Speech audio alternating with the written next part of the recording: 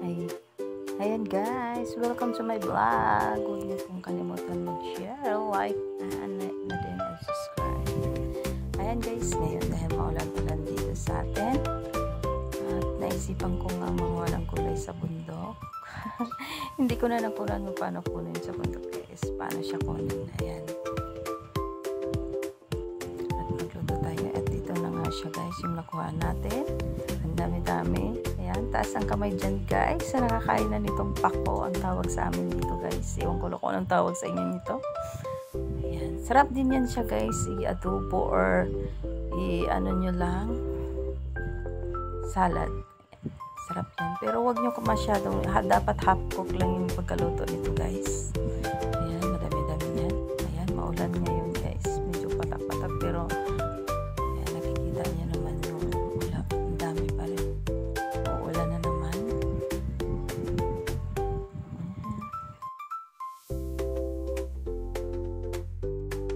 At ito na nga, nagisa na ako ng karne. At ilalagay ko na yung pako. Ayan, simpleng pamuwais dito sa probinsya. Diba? Ang bilis lang makakuha ng ulam pag walang ulam. Yan lang.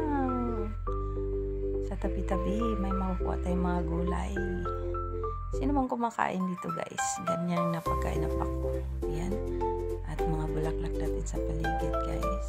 Medyo uulan na naman. Ayan. Mga alaga natin. Ayan, pato. Shidaki. Ayan. Ganda ng bulaklak na to.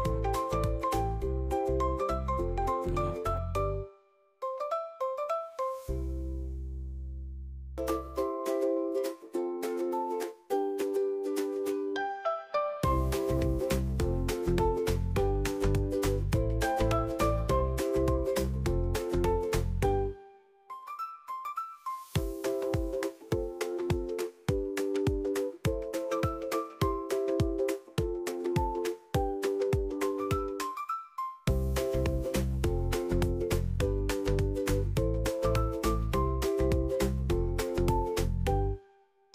Mahilig dyan sa mga bulaklak guys. Ano tayo sa bahay.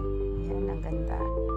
So gusto ko talaga yan sa bahay guys. Na may mga bulaklak tayong tanim. Diba?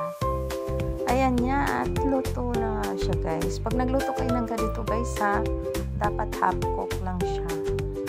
Ayan. Mas masarap siya pag half cook lang. Madali lang kasi yan siya maluto. Ayan. Ready na. At ngayon may ulam na tayo. Ayan.